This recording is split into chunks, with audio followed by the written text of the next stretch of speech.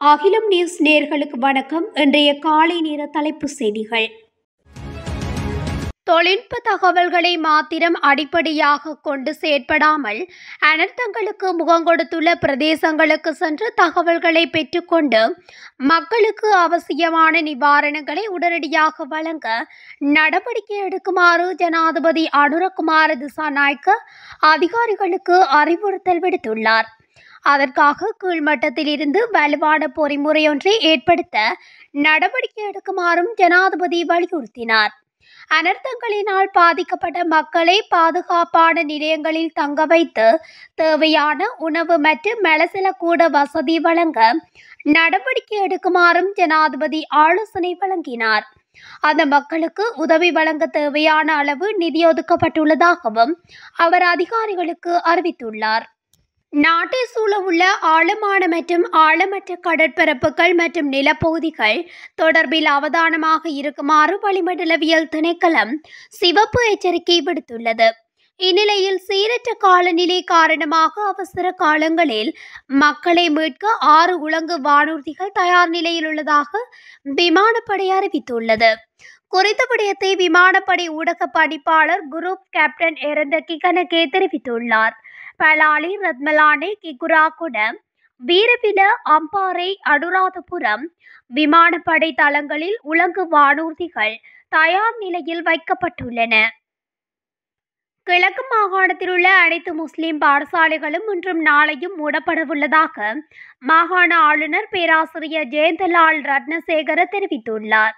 கிழக்கு மாகாணத்தில் ஏற்பட்டுள்ள சீரற்ற காலநிலை காரணமாக இந்த தீர்மானம் எட்டப்பட்டுள்ளதாக ஆளுநரின் ஊடக பிரிவு தெரிவித்துள்ளது. ஏற்கனவே நேற்று முன்தினமும் கிழக்கு மாகாண முஸ்லிம் பாடசாலைகள் மூடப்பட்டிருந்தன. இதேவேளை தேவைப்படும் பட்சத்தில் கிழக்கு மாகாணத்தில் மேலும் பல நலன்புரி முகாம்களை அமைக்க தயாராக இருப்பதாக மாகாண ஆளுநர் ஜெயந்தலால் ரத்னசேகர தெரிவித்துள்ளார். நேற்று இடம்பெற்ற செய்தியாளர் சந்திப்பில் வைத்து அவர் இதனை குறிப்பிட்டுள்ளார். தற்போது நிலவும் சீரற்ற காலநிலையில் மீன்பிடிப்பதற்காக கடலுக்கு சென்றிருக்கும் மீனவர்கள் தொடர்பில் தேடி அறிந்து அவர்களை பாதுகாப்பாக கரை சேர்ப்பதற்கு அவசியமான வசதிகளை வழங்குமாறு ஜனாதிபதி அனுரகுமார திசாநாயக்க அதிகாரிகளுக்கு பணிப்புரை விடுத்துள்ளார். மேலும் அனர்த்தங்களினால் பாதிக்கப்பட்டுள்ள மக்களுக்கு தரமான சேவைகளை வழங்குமாறும் அவர் அதிகாரிகளுக்கு அறிவித்துள்ளார். சீரற்ற காலநிலை காரணமாக தற்காலிகமாக இடைநிறுத்தப்பட்டுள்ள உயர்தர பரீட்சையை மீள நடத்துவது குறித்து எதிர்வரும் 29ஆம் தேதிக்கு பின்னர் தீர்மானிக்கப்படும் என பாதுகாப்பு செயலாளர் சம்பத் துயகொந்தா தெரிவித்துள்ளார். நேற்று பிற்பகல் நடைபெற்ற செய்தியாளர் சந்திப்பில் அவர் இதனை குறிப்பிட்டுள்ளார். எதிர்வரும் 29ஆம் தேதிக்கு பின்னர் வானிலை நிலைமைகளை மீள் பகுப்பாய்வு செய்து அதன் பின்னர் மீண்டும் உயர்தர பரீட்சையை ஆரம்பிக்க நடவடிக்கை எடுக்கப்படும் என்றார். வெள்ளத்தால் பாதிக்கப்பட்டுள்ள பகுதிகளில் உள்ள மாணவர்களை கருத்தில் கொண்டே இந்த தீர்மானம் எடுக்கப்பட்டுள்ளது. தென்மேற்கு வங்கக்கடலில் நிலை கொண்டுள்ள ஆழ்ந்த காற்றழுத்த தாழ்வு நிலை அடுத்த 12 மணி நேரத்தில் இலங்கையின் கிழக்கு கரையை நெருங்கி புயலாக வலுவடையும் என்று வானிலை ஆய்வு மையம் தெரிவித்துள்ளது. இதன்படி எதிர்வரும் 36 மணித்தியாலங்களில் நாட்டின் வடக்கு, வடமத்திய, மத்திய, மேற்கு மற்றும் வடமேற்கு மாகாணங்களிலும் திருகோணமலை மற்றும் கேகாலை மாவட்டங்களின் சில இடங்களில் 150 மில்லிமீட்டருக்கும் அதிகமான பலத்த மழை பெய்யக்கூடும் எனவும் வளிமண்டலவியல் திணைக்களம் குறிப்பிட்டுள்ளது.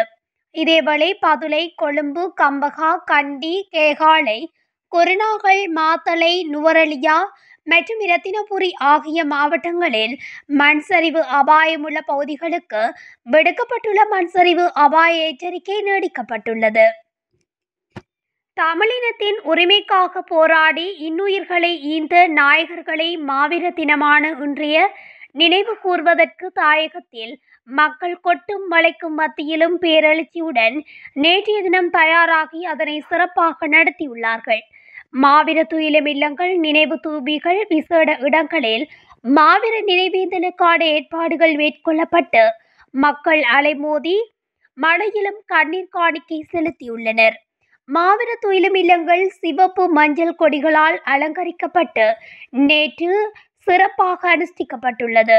மேலும் நேற்றைய தினம் மாலை 6:05 மணிக்கு ஈகச்சுடர் ஏற்றப்பட்டு மாவீரர்களுக்கு அஞ்சலி செலுத்தப்பட்டுள்ளது.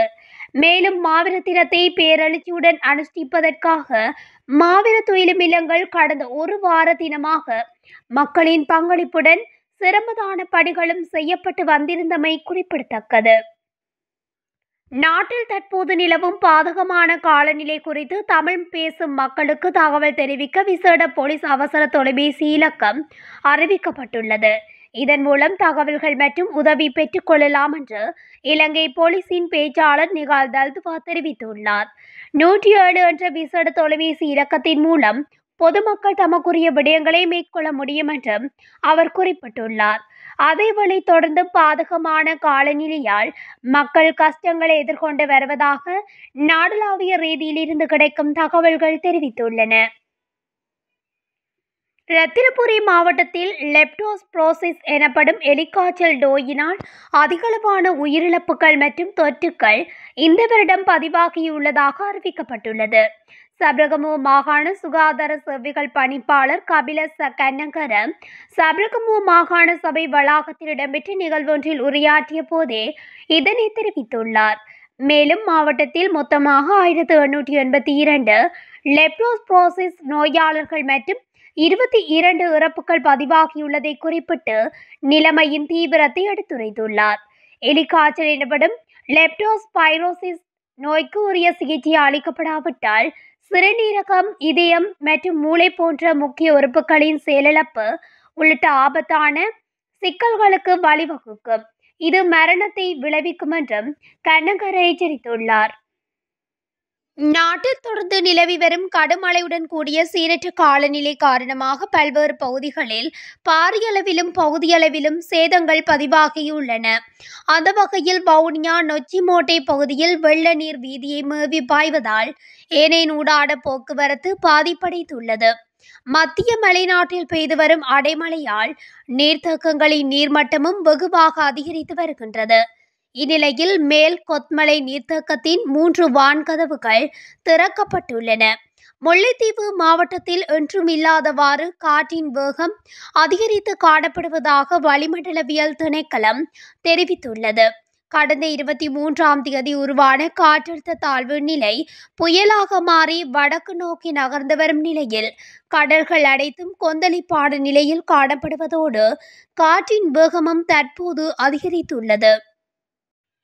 இலங்கையில் சீரற்ற காலநிலை காரணமாக 17 மாவட்டங்களின் 127 பிரதேச செயலாளர் பிரிவுகளில் 59,629 குடும்பங்களைச் சேர்ந்த 2,07,582 பேர் பாதிக்கப்பட்டுள்ளதாக அனர்த்த முகாமைத்துவ நிலையத்தின் பணிப்பாளர் நாயகம் ஓய்வு பெற்ற மேஜர் ஜெனரல் உதயகேரத் தெரிவித்துள்ளார்.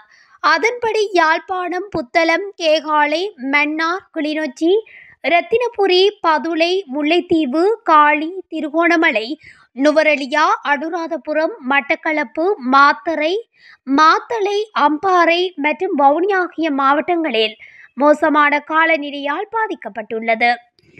மினுவாக்குடி பிரதேசத்தில் 7.5 கோடி ரூபாய் கொள்ளையிடப்பட்ட சம்பவத்தின் பிரதான சந்தேக நபர்கள் 2 கைது செய்யப்பட்டுள்ளனர். கம்பகா குற்றத்தடுப்பு விசாரணை பிரிவின் அதிகாரிகளினால் மினுவாக்குடி பிரதேசத்தில் வைத்து சந்தேக நபர்கள் 2 கைது செய்யப்பட்டுள்ளனர். சீரற்ற வானிலை காரணமாக யாழ்ப்பாணம் மாவட்டத்தில் 19,000க்கும் அதிகமானோர் பாதிக்கப்பட்டுள்ளனர்.